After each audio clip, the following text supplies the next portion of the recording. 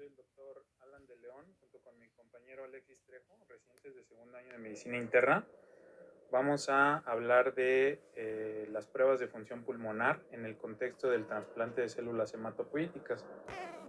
Como introducción al mismo, pues comentar que el trasplante de médula ósea o el trasplante de células hematopoyéticas es un término general que incluye a una gran cantidad o una cantidad de procedimientos considerados potencialmente curativos de padecimientos hematológicos malignos y no malignos. El proceso de selección para un candidato a trasplante de células hematopoyéticas es complejo debido a que la morbilidad y la mortalidad asociados a este son significativas. En la literatura que yo consulté, este artículo que vemos aquí arriba citado del 2010 establece que la mortalidad se encuentra entre el 5 y el 40%, y esto a lo largo del tiempo no ha cambiado, es decir, en los últimos años se siguen viendo morbilidades y mortalidades significativas que giran en torno al 5 y entre el 5 y el 40%. Y entrando en materia de las complicaciones pulmonares, que son lo que acontece o lo que deriva las pruebas de funcionamiento pulmonar, recordar que del 40 al 60% de las complicaciones pulmonares, que 40 a 60% de complicaciones pulmonares se presentan en receptores adultos. La contribución de estas a la mortalidad es de más de un tercio, y 5 a 10% de todos los pacientes que se someten a trasplante de células hematopoyéticas requieren soporte vital artificial en los primeros 100 días tras el trasplante. Esto incluye tanto asistencia mecánica ventilatoria como ECMO. Las complicaciones asociadas al trasplante de células hematopoyéticas pulmonares o en general se clasifican en dos: si ocurren de forma temprana, a menos de 100 días del trasplante, o de forma tardía, después de 100 días. Hay una evaluación general de los pacientes que son sometidos a trasplante de células hematopoyéticas dependiendo del tipo que este acontece. Es distinta la edad de aceptación en un paciente que será sometido a trasplante autólogo o aquellos que sean sometidos a trasplante alogénico. Y esto también en consideración con el tipo de inducción o acondicionamiento que se presenta en los pacientes. Es diferente un acondicionamiento mieloablativo como un acondicionamiento de intensidad reducida. Vean cómo se considera desde la edad, el índice de funcionalidad de Karnofsky, la fracción de eyección de ventrículo izquierdo, y en este apartado ya vemos que las pruebas de función pulmonar, dos principales, la capacidad de difusión de CO2 y parámetros que miden a través de espirometría, pueden incluir o excluir a los pacientes que serán sometidos a este trasplante. Ahora vamos a hablar de las pruebas de funcionamiento pulmonar en paciente candidato a trasplante de médula ósea, las cuales van a tomar relevancia al determinar dos aspectos importantes: el riesgo de complicaciones pulmonares y la mortalidad después de un trasplante de médula ósea. Para ello, daremos una breve explicación de las dos técnicas de medición de funcionamiento respiratorio usadas, la espirometría y el DLCO.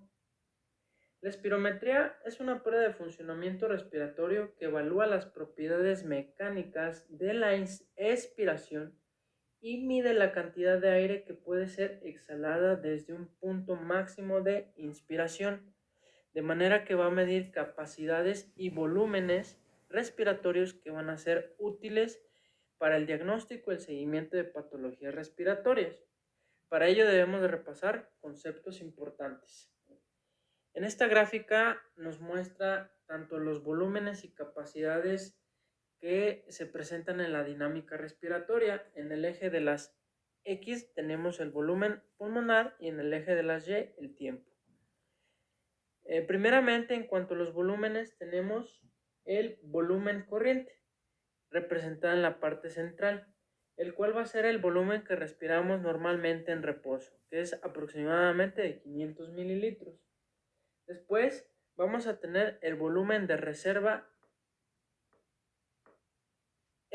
inspiratoria, el cual va a estar representado aproximadamente por 2.500 mililitros y es el volumen que se puede ingresar cuando se hace un esfuerzo inspiratorio máximo. Posteriormente vamos a tener el volumen de reserva expiratoria, el cual va a representar el volumen que se puede egresar cuando se da una expiración máxima. Y finalmente el volumen residual, que es aproximadamente 1200, el cual representa el volumen que se queda dentro de la vía respiratoria. También tenemos, una vez entendidos los volúmenes, las capacidades. Las capacidades se van a integrar con la suma de los volúmenes, teniendo importancia dos. La capacidad pulmonar total, que es la suma de todos los volúmenes, y la capacidad vital forzada. La capacidad vital forzada va a ser la suma del volumen de reserva inspiratoria más el volumen corriente más el volumen de reserva expiratoria, que es aproximadamente de 460 mililitros.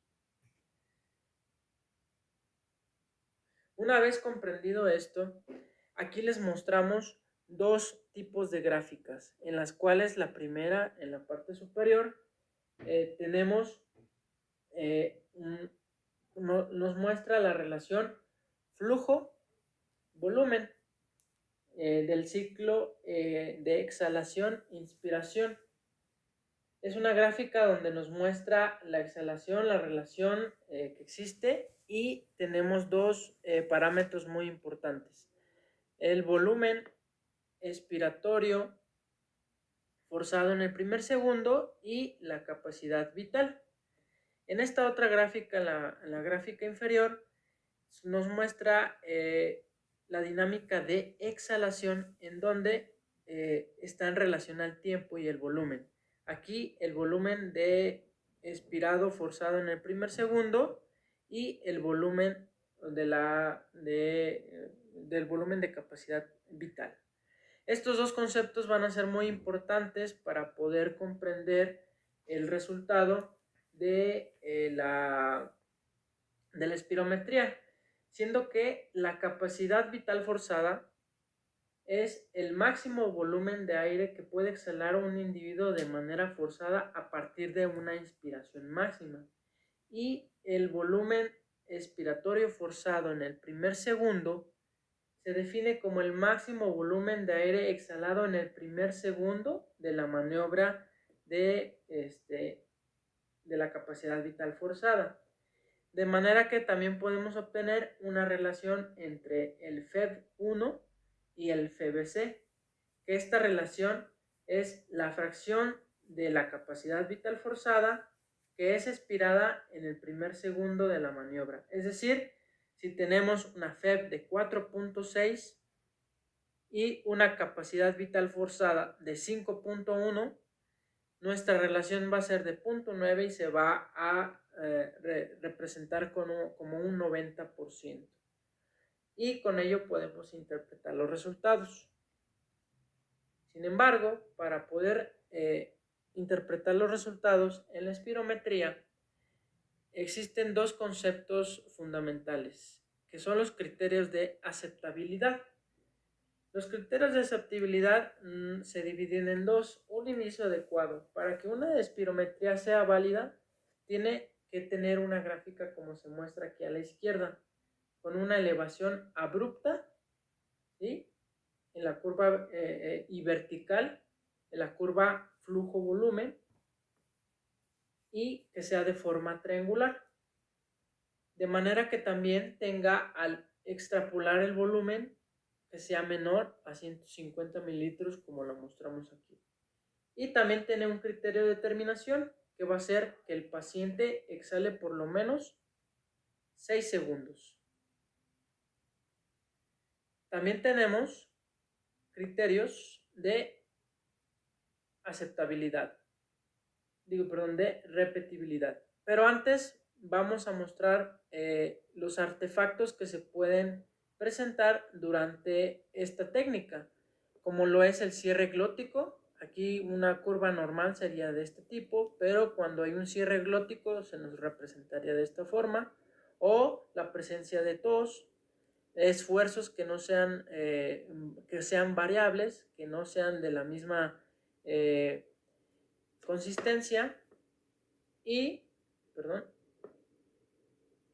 de exhalación repetida, asimismo, obstrucción de la boquilla, una terminación temprana y los errores de línea de base, también con un volumen extrapolado mayor. Pasando a los criterios de repetibilidad, pues tenemos que para poderlos conformar, debemos siempre todo en una espirometría tener 3 maniobras aceptables. O sea, con los criterios previamente ya mencionados, debemos tener 3 maniobras aceptables, de manera que nos va a dar varios valores, tanto de FB1 como de FBC. La diferencia de estos dos valores, vamos a elegir los valores más altos de cada uno y vamos a hacer una diferencia. La diferencia de ellos debe ser menor a 200 mililitros. Es decir, que la repetibilidad es un indicador de consistencia de la medición, que es igual a una menor probabilidad de error. Si tenemos maniobras aceptables con un criterio de repetibilidad menor a 200 mililitros, la probabilidad de error de esta prueba es menor. Aquí les muestro las gráficas de volumen, tiempo, en la cual toda espirometría nos va a arrojar resultados y con ello vamos a determinar patrones, tanto patrón obstructivo como patrón sugerente de restricción. En esta gráfica nos representa igualmente la dinámica de exhalación, en donde vamos a tener lo que es el flujo volumen sobre tiempo, y tenemos en la línea roja lo normal. Y en la línea azul un paciente en el cual nos damos cuenta que el volumen expirado forzado en el primer segundo es menor y su capacidad vital forzada es normal. De manera que al hacer la relación capacidad, volumen forzado, volumen expirado en el forzado en el primer segundo, y la relación con la capacidad vital funcional va a estar disminuida. Esto, en llanas palabras, quiere decir que un patrón obstructivo va a permitir la entrada de aire, pero esta no va a salir de manera adecuada, como lo representamos en este punto. Posteriormente tenemos el patrón restrictivo, que la espirometría nos va a dar un patrón sugerente de restricción. Es decir, aquí la fracción de el volumen expirado forzado en el primer segundo va a estar disminuido y la capacidad vital forzada también va a estar disminuida. Es decir, hay algo que no deja salir el aire de manera adecuada. De manera que vamos a tener este algoritmo, el cual nos va a interpretar la espirometría. Es decir, ¿el grado de calidad de la espirometría es adecuado? Sí, debido a los criterios de repetibilidad y aceptabilidad que tenemos. Sí, entonces podemos proceder a interpretar. De manera que tenemos la relación FEB y FBC que sea igual o mayor al límite inferior normal. Aquí les presento la tabla donde viene el límite inferior normal de acuerdo a la edad y al sexo. Si este límite no es igual o mayor al esperado o al predicho, tenemos un diagnóstico de obstrucción. Quiere decir que el aire no está saliendo de una manera buena, por lo cual nos vamos a pasar a los valores de la FB1, en donde por medio de porcentajes vamos a determinar el grado de la obstrucción. Pero si tenemos una relación FB1-FBC igual o mayor al límite inferior normal, debemos va a guiarnos por el valor de la capacidad vital funcional. Como lo veíamos en la gráfica previa, la capacidad vital funcional en un patrón sugerente de restricción va a estar disminuido. Si es mayor a 80, la espirometría es normal. Si es menor a 80, la espirometría va a ser sugestiva de restricción. En esta gráfica tenemos pues como tal un reporte de una espirometría en donde es muy importante tener bien ubicado lo que es la capacidad vital forzada, el volumen expiratorio forzado en el primer segundo y la relación que existe entre ellos. Aquí tenemos los predichos, los límites inferiores normales, las tres pruebas que se hacen que cumplen los criterios de aceptabilidad y repetibilidad y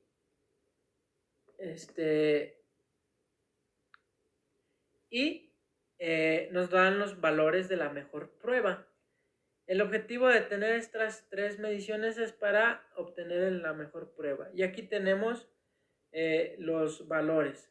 De manera que un FEB1 FEBC nos arroja 0.9 en esta relación. Quiere decir que este paciente está, dependiendo la edad, por supuesto aquí este paciente es de 21 años, 40 años, la FBC, relación FEB1 es mayor a la esperada. A continuación vamos a explicar lo que es el DLCO, que es la capacidad de difusión del monóxido de carbono. Esto es la capacidad para absorber el gas por los alvéolos a los capilares pulmonares, que nos va a reflejar la integridad de la membrana alveolar. Esta técnica de DLCO, por sus siglas en inglés, va a medir la capacidad de difusión del monóxido de carbono, que también se conoce como un factor de transferencia del monóxido de carbono. Es una medida de conductancia la transferencia de gas desde el gas inspirado a los glóbulos rojos. Está diseñada para reflejar las propiedades de membrana alveolo-capilar y específicamente la facilidad con que el oxígeno se mueve del aire inhalado a los glóbulos rojos en los capilares pulmonares. La DLCO puede verse afectada por factores que cambian la propiedad de la membrana y también por los cambios en la hemoglobina y el volumen sanguíneo capilar. Se usa para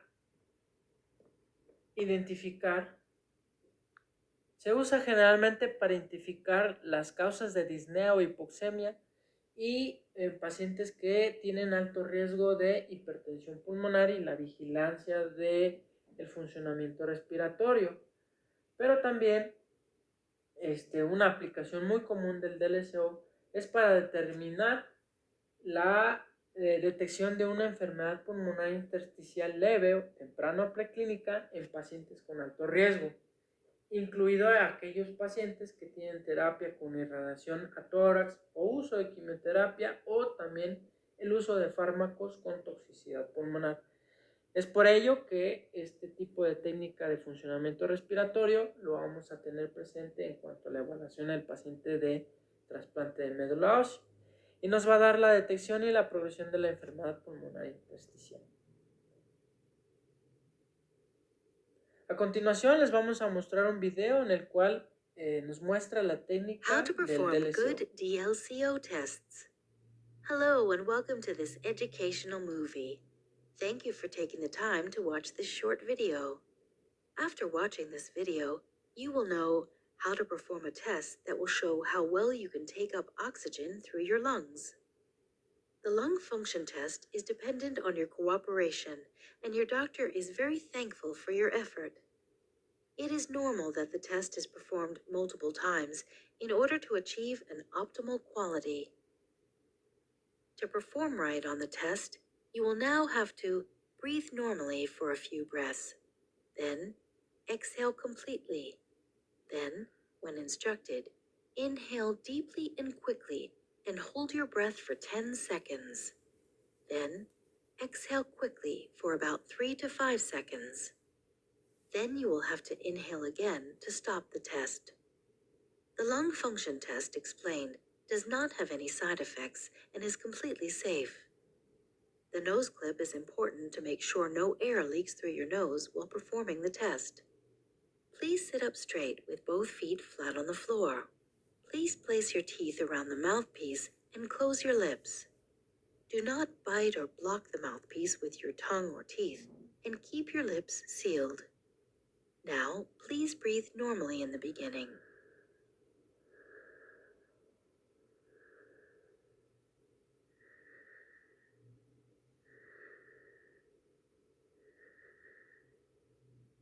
And then exhale completely. You will be asked to take one deep breath of test gas. Please inhale deeply and quickly, as much as you can. Hold your breath for 10 seconds.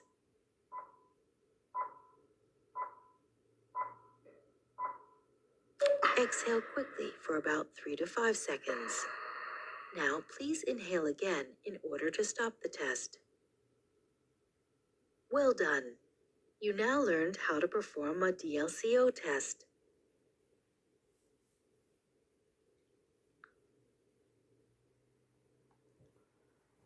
De manera que vamos a tener resultados de la prueba de difusión de monóxido de carbono que vamos a tener mediante ecuaciones aplicadas en el programa de computadora seleccionada, donde va a ajustar los valores de actitud y hemoglobina, nos va a dar patrones de transferencia, de manera que nos va a arrojar un valor normal entre 80 y 120 del límite inferior normal y límite superior normal, disminuida cuando es menor a 80% del límite inferior normal, aumentada cuando es mayor del 120 del límite superior, límite normal superior.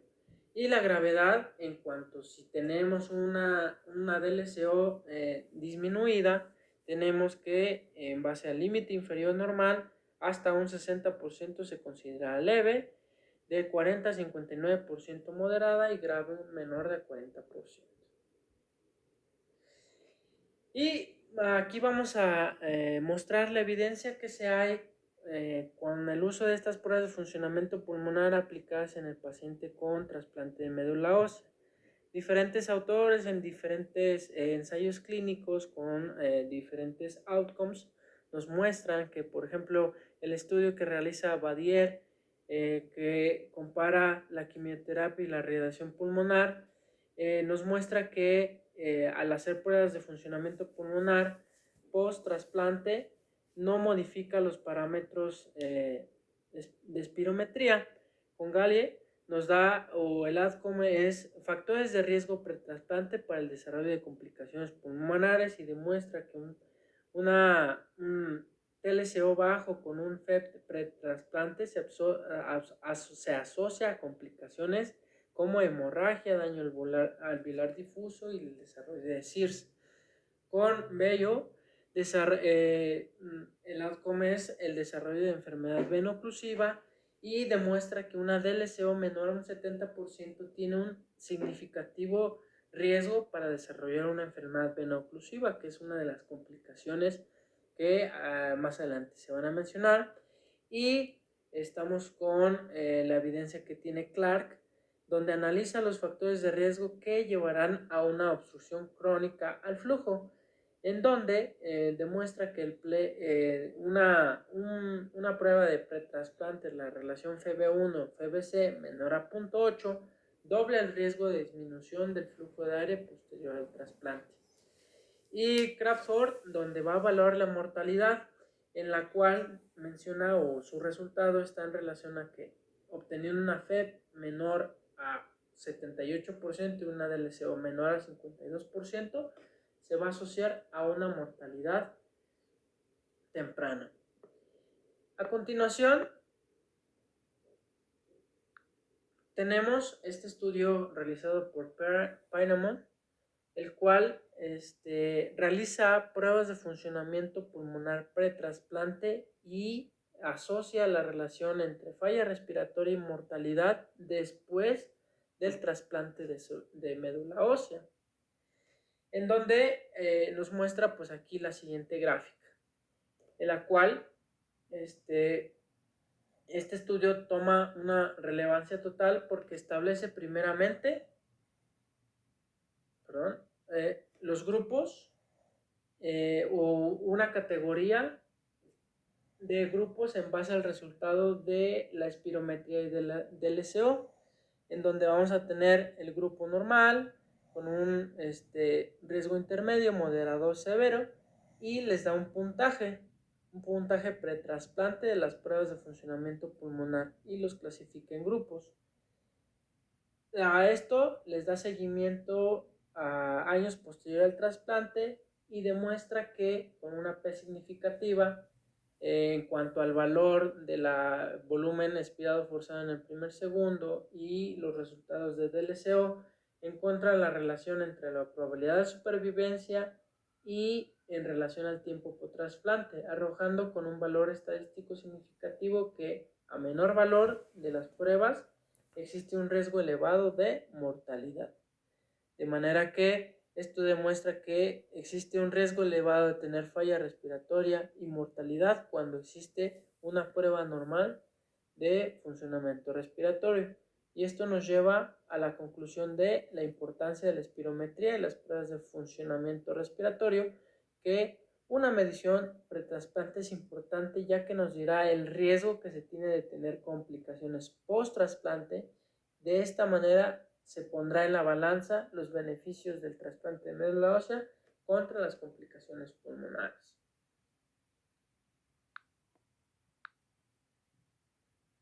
Bueno, después de ver todo lo general y lo particular de las pruebas de función pulmonar, vamos a ver las complicaciones más frecuentes que se presentan en el contexto del trasplante de células hematopoyéticas, y como podrán darse cuenta, vemos en este caso aquellas relacionadas si tienen alguna especificación con el trasplante alogénico o con el trasplante autólogo. Las dividimos en dos: las complicaciones pulmonares preinjerto, que van desde el acondicionamiento hasta las primeras semanas después del trasplante de células hematopoyéticas, y posteriormente vamos a ver las post-injerto, que son después de esas semanas que consideramos aquí en las complicaciones pulmonares y que ya también pueden incluir complicaciones tardías. No lo dividimos en este caso como la clasificación general de temprana y tardía, porque una gran cantidad de complicaciones pulmonares se presentan durante el acondicionamiento.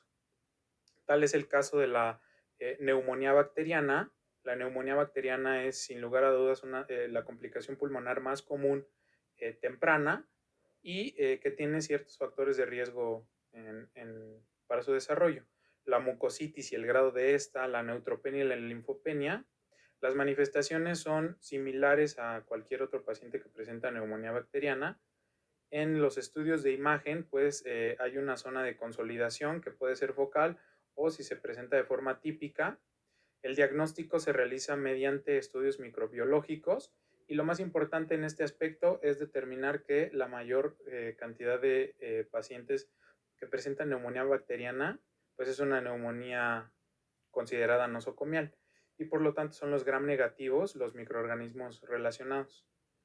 Vean cómo se puede presentar desde el 20 hasta el 40% dependiendo de la literatura. Hay algunas series que le involucran en el 4% de las complicaciones pulmonares preinjerto, pero puede ser incluso mayor.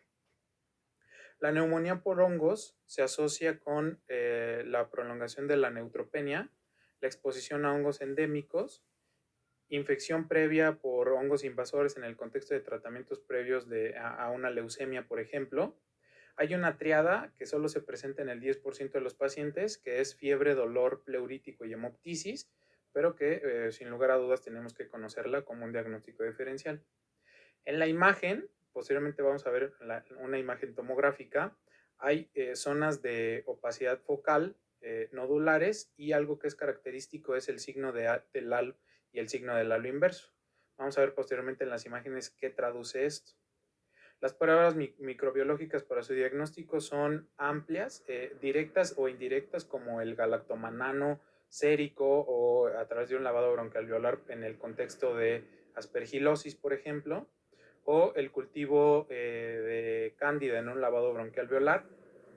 Y vean en este caso cómo es una complicación más frecuente en el trasplante alogénico que en el trasplante autólogo. El edema pulmonar agudo cardiogénico está relacionado con la cardiotoxicidad por medicamentos o la sobrecarga de volumen que se presenta en estos pacientes. Las manifestaciones de disnea, edema periférico, otros datos de sobrecarga son frecuentes. En los estudios de imagen se observan opacidades pariliares con distribución en mariposa. El diagnóstico pues requiere de la determinación de un ecocardiograma para la fracción de eyección de ventrículo izquierdo o el BNP, que tiene un punto de corte ya establecido para determinar la posibilidad de edema pulmonar cardiogénico. Y vean cómo es una complicación que se presenta de forma temprana hasta en el 5% de los pacientes con trasplante autólogo. Por otro lado, el edema pulmonar no cardiogénico asociado con broncoaspiración, enfermedad de injerto contra huésped hiperaguda, que vamos a ver más adelante, y sepsis, se caracteriza por fiebre y disnea. Y bueno, en la imagen es muy inespecífico, hay opacidades en vidrio deslustrado. La diferencia es que pues, es un paciente que tiene disnea y tiene un BNP normal con un ecocardiograma normal. En esta imagen podemos ver, se trata de una neumonía por Aspergillus. Estamos viendo una tomografía de tórax de alta resolución y vemos zonas de opacidades nodulares, que era lo que describíamos previamente. Y bueno, ¿cómo se ven estas zonas de opacificación? Principalmente alrededor de los bronquios y los nódulos centrolobulillares. Vean cómo en algunas zonas de la periferia se van formando ciertas zonas que podrían ser cavidades, cavitaciones, ¿no? Pero apenas son incipientes. Y esta otra tomografía de alta resolución en ventana pulmonar nos muestra lo mismo, como las opacidades son peribronquiales y en este caso un signo del halo, que de lo que habla es de invasión vascular del aspergillus, que es una característica de la aspergillosis pulmonar. Continuando con otras imágenes, vean, esta es una radiografía de tórax en proyección posterior anterior, en la que podemos observar estas zonas de opacificación que son bilaterales, simétricas y que se dicen en la literatura con una distribución en alas de mariposa. Y esto pues es característico del edema pulmonar. Otras complicaciones pulmonares preinjerto es el síndrome de injerto.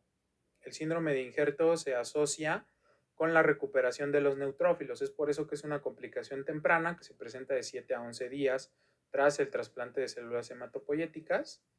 Lo característico en las manifestaciones clínicas es una erupción maculopapular eritematosa asociada a fiebre mayor a 39 grados, hipoxemia y aumento de peso.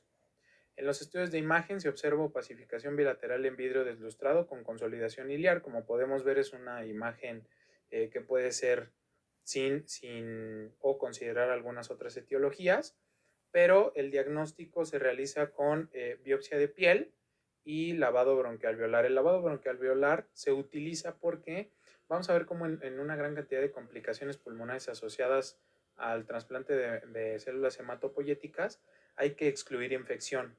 Entonces la zona la mejor forma de identificar o no microorganismos es mediante el lavado bronquialveolar.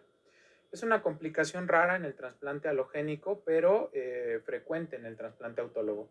Y la mortalidad en torno a 1 de cada 4 pacientes.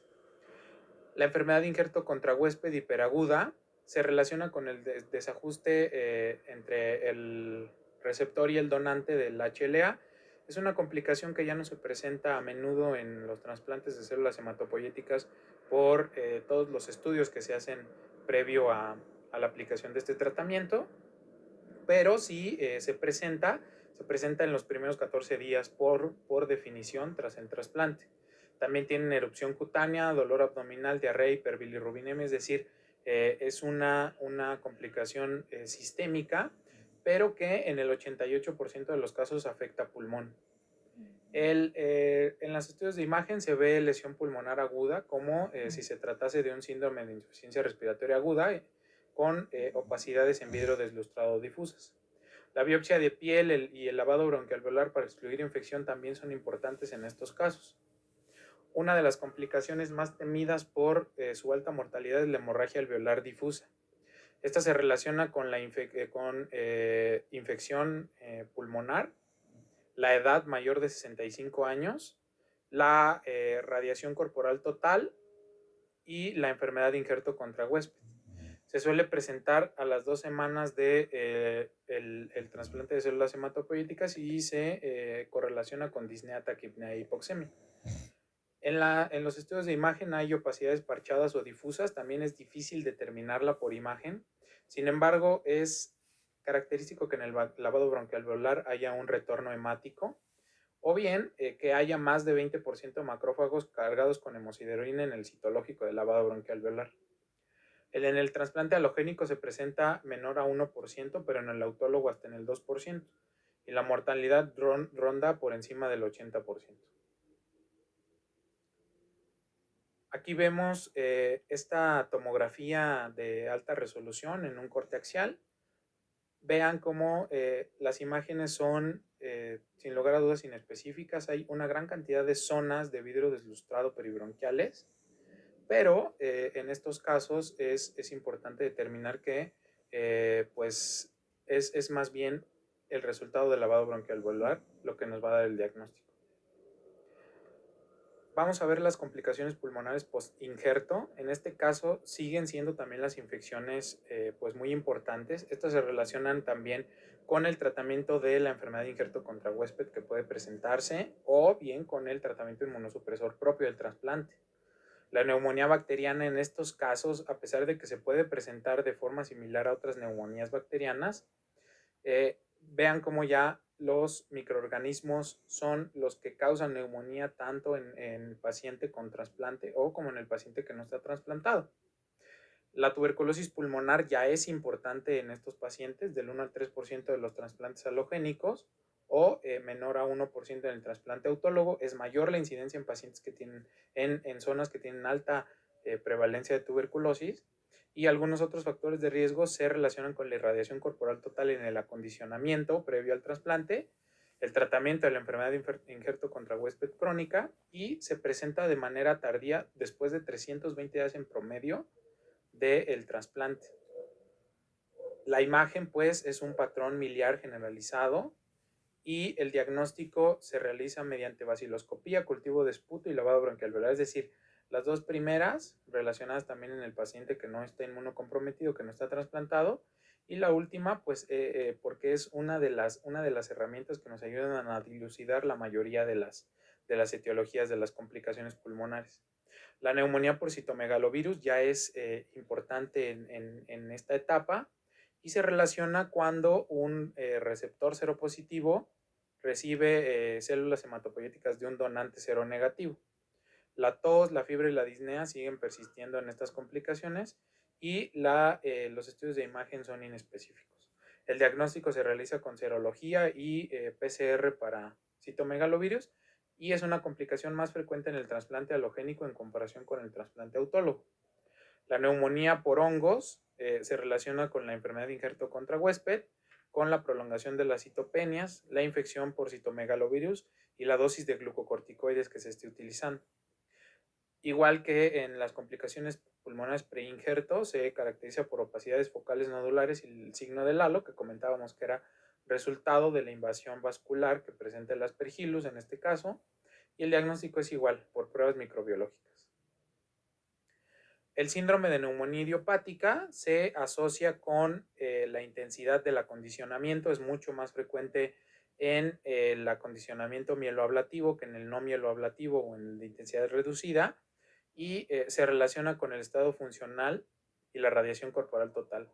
Se presenta aproximadamente a los 2 meses después del trasplante de células hematopoyéticas con manifestaciones inespecíficas. En la imagen hay infiltrados multilobulares y el diagnóstico requiere de estas 3 características: que haya lesión alveolar generalizada en una prueba de imagen, hipoxemia ya documentada y ausencia de infección y disfunción cardíaca. Hasta 10% de los pacientes que reciben trasplante halogénico la presentan, pero vean cómo la mortalidad en estos casos es en torno a 1 a 3 de cada 4 pacientes, a diferencia de los pacientes que reciben trasplante autólogo, que tienen un mejor pronóstico.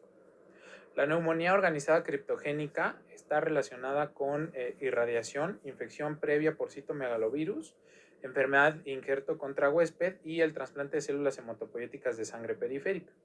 Habitualmente se presenta a los 10 días con manifestaciones inespecíficas. En los estudios de imagen hay consolidaciones irregulares con opacidades en vidrio deslustrado, es decir, parece una neumonía infecciosa, pero hay ausencia de infección en los estudios microbiológicos. El diagnóstico en este caso se debe realizar con biopsia pulmonar y la espirometría puede sugerir un patrón restrictivo. La mortalidad está en torno al 30% y se puede presentar hasta en el 10% de los pacientes que reciben trasplante halogénico. El síndrome de bronquiolitis obliterante es un síndrome crónico que se relaciona con el acondicionamiento mieloablativo, la enfermedad de injerto contra huésped crónica o después de una infección por citomegalovirus. Es una complicación tardía que se presenta con una media de 400 días posteriores al trasplante. Sus manifestaciones se caracterizan por datos de obstrucción de la vía aérea, en este caso por sibilancias. Los estudios de imagen característicamente al inicio son normales, pero progresan hacia opacidades en vidrio esmerilado y bronquiectasias. La espirometría en este caso es sin lugar a dudas el estudio de elección porque establece un patrón obstructivo y la ausencia de infección. En el trasplante halogénico se presenta hasta en el 5% de los pacientes y es un diagnóstico que se debe considerar en todos los pacientes que tienen alteraciones de las espirometrías de seguimiento. Y en este caso vemos una imagen, la primera, la de la izquierda, es un corte histológico pulmonar en el que intentamos visualizar un bronquio, un bronquiolo, y en este caso con hematoxilina o ocina lo vemos completamente cerrado. Es la característica histológica de la bronquiolitis obliterante. Vean aquí como en la imagen de la derecha, en donde tratamos de teñir el tejido elástico, vemos cómo hay ahí una capa de tejido elástico que sería la luz del bronquiolo, y todo lo demás un infiltrado crónico peribronquial, que es lo que obstruye la luz. Y bueno, eso sería todo lo correspondiente a la presentación.